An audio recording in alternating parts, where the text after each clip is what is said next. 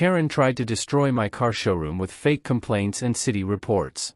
I stayed quiet, but while she was busy bragging online, I made one move behind her back that changed everything. Now she pays me just to stay in business.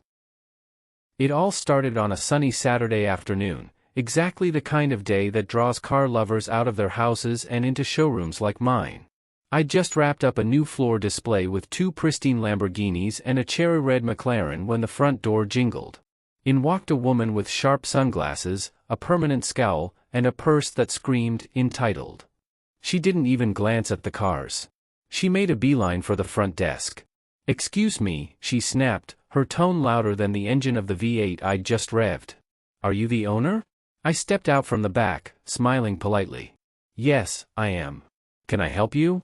She folded her arms, her eyes scanning the glossy showroom as if it offended her. "This place is too loud. You've got engines roaring all day, music playing outside, people loitering. It's disturbing the peace." I blinked. "Ma'am, this is a sports car showroom. We don't rev engines non-stop, and our music volume is within city limits. Also, we close by 7 p.m. She leaned forward, her voice dripping with venom. "I own a boutique 2 buildings down. My clients don't come to relax next to race cars. Either you quiet things down, or I'll make sure the city does it for you." I kept my cool, but my jaw clenched. "With all due respect, I'm not breaking any laws." She huffed, spun around, and marched out. By Monday morning, I had a city inspector on my lot. Turns out, Karen had filed an official complaint, something about excessive commercial noise and unauthorized events. It was ridiculous. I had every license, every noise permit, and 0 violations until her tantrum.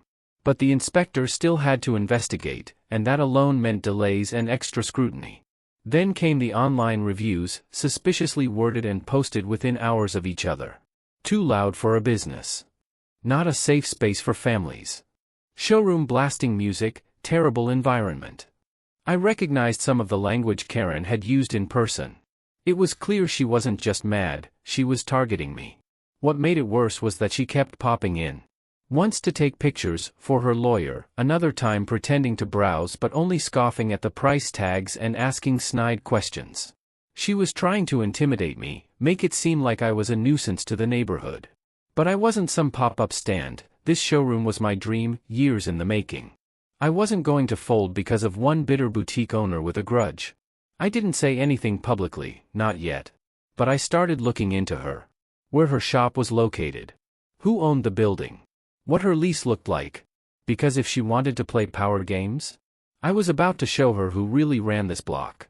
A week after Karen's little visit, things started getting out of hand. First, it was a zoning officer who showed up unannounced. He claimed there were complaints about unauthorized use of the lot and that the city had received multiple reports suggesting I was hosting unlicensed events.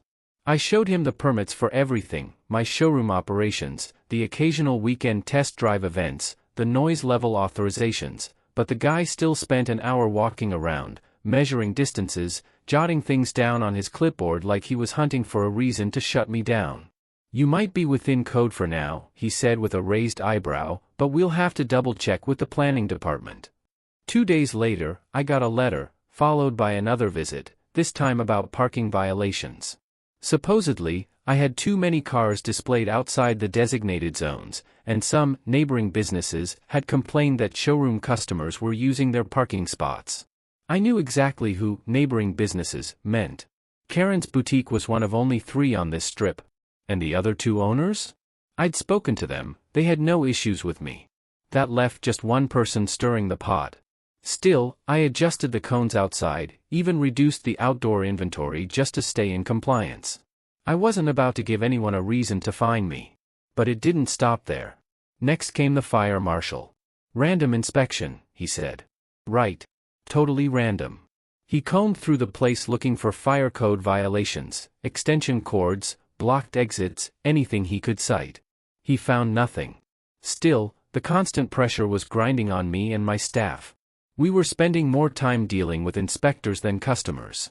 Sales started slipping because people were hesitant to visit a business with complaints hanging over it, even though they were completely false. And Karen? Oh, she was loving every second of it. I saw her once, standing outside her shop with a coffee in hand, smiling smugly as a city official drove off from my property. She had that look, like she'd won. Like she was slowly choking the life out of my business without ever having to lift a finger in public. What she didn't realize was, I wasn't the type to get scared off. I started digging. Through a contact in commercial real estate, I found out Karen didn't own the building her boutique was in, she leased it. And not only that, but the property owner was getting old and had been hinting about retiring and liquidating assets. That's when the light bulb went off. She wanted me gone? She thought she could run me out with petty complaints and city red tape? Fine. If she was going to weaponize bureaucracy, I was going to weaponize the market. I didn't tell anyone what I was planning, not my staff, not even my real estate guy. But behind the scenes, I was preparing something big. Because the next time Karen tried to mess with my showroom, she wouldn't be dealing with a fellow tenant. She'd be dealing with her landlord. As if the city inspections weren't enough, Karen decided to step up her war, this time, online. I caught wind of it when one of my loyal customers sent me a screenshot from a local Facebook group called Our Peaceful Neighborhood. In it, there was a long, dramatic post by a user named Karen Lovestyle. Yeah, real subtle. She went on and on about how a certain business was ruining the aesthetic of the block, how loud revving engines and rowdy car crowds were scaring off her boutique customers. She didn't mention me by name, but everyone knew. Half the group members followed my showroom's page, and the pictures she posted, blurred license plates but clear angles of my lot, left no room for doubt.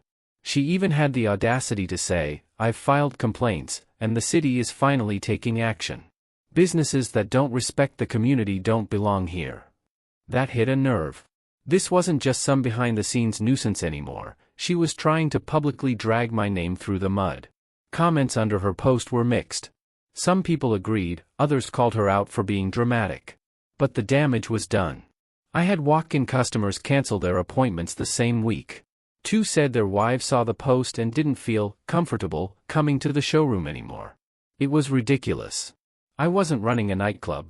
I was running a luxury car business with scheduled viewings, polite staff, and a spotless record, until she started meddling. Even worse? Karen was now acting like she was some sort of local hero. She posted follow-ups, thanking people for their support, and even hinting at starting a petition to regulate high-noise businesses on the block. Meanwhile, she walked around like a queen, flaunting her so-called victory. I tried to stay focused on work. I told my employees not to engage, not to comment or retaliate. But inside, I was boiling. Every engine rev suddenly felt like an act of defiance. Every high-performance car I sold felt like a silent slap back. But still, I kept my cool. Because I knew what she didn't. While she was busy rallying Facebook warriors and filing petty complaints, I was making power plays behind the scenes. I'd already reached out to the owner of her building and set up a meeting. Turns out, he was a tired old man in his 70s, ready to downsize and spend his golden years somewhere sunny. The property had been in his hands for decades, but he didn't have the energy to manage leases and maintenance anymore. He liked me, respected how I handled business.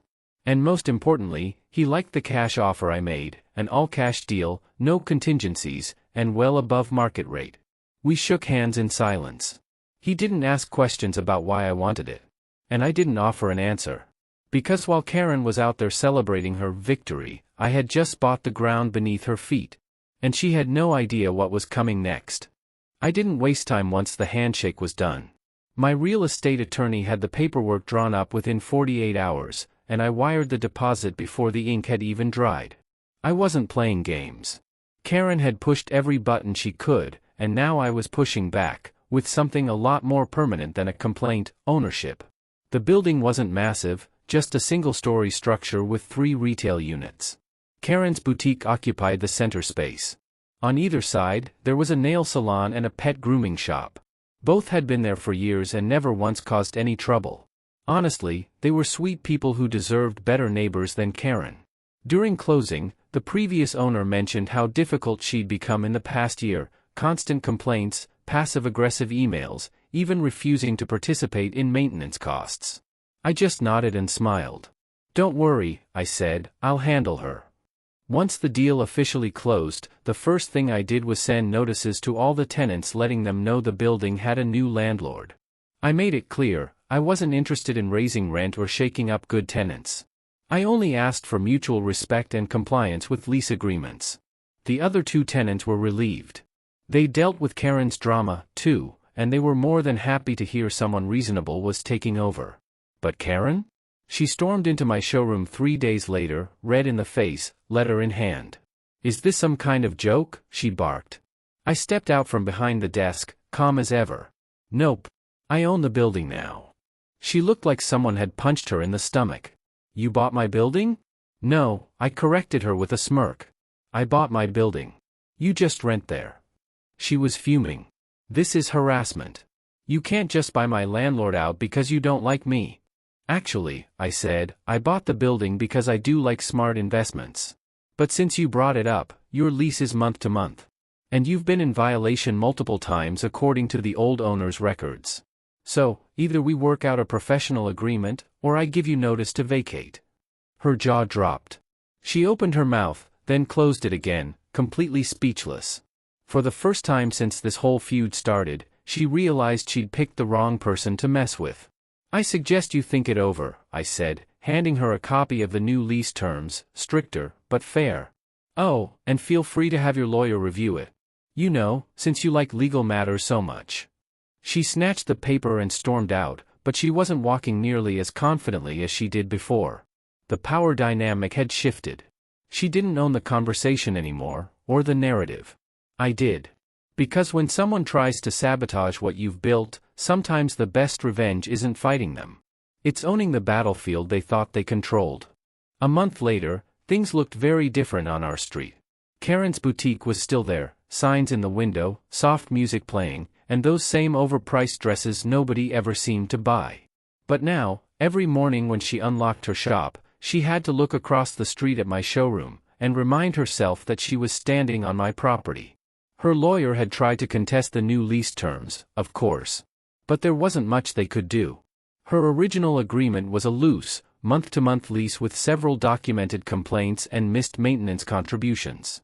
I could have easily served her a 30-day notice to vacate and been done with her entirely. But I didn't. Instead, I gave her a choice: sign the new lease with stricter rules, noise compliance, timely payments, cooperation with building upkeep, or pack up and leave. To my surprise, she signed. I think part of her couldn't handle the public embarrassment of closing down after all her dramatic rants. She had a reputation to maintain, even if it was built on bitterness and gossip. And let's be honest, her boutique wasn't doing well enough to afford moving locations. She was stuck, and she knew it. So now? She pays me. Every month. On time.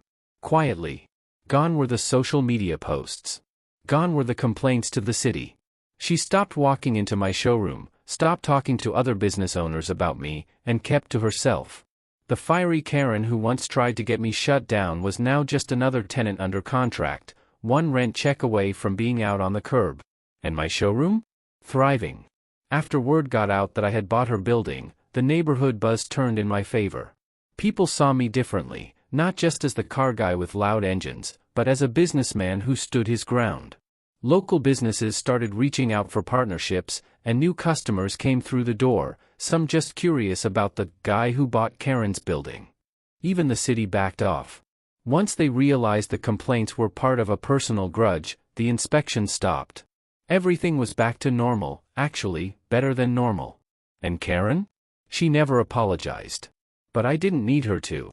Because sometimes, the best revenge isn't yelling back or fighting dirty. It's keeping your head down, building smart, and letting your success do the talking. Now every time she drops off that rent check or sees my showroom packed with happy clients and roaring engines, she's reminded that she tried to bury me, and I bought the shovel. She thought she was running me out of town. Instead, she's just another name on my ledger. And I sleep real good at night knowing that the loudest Karen in the neighborhood is now funding the very empire she tried to destroy.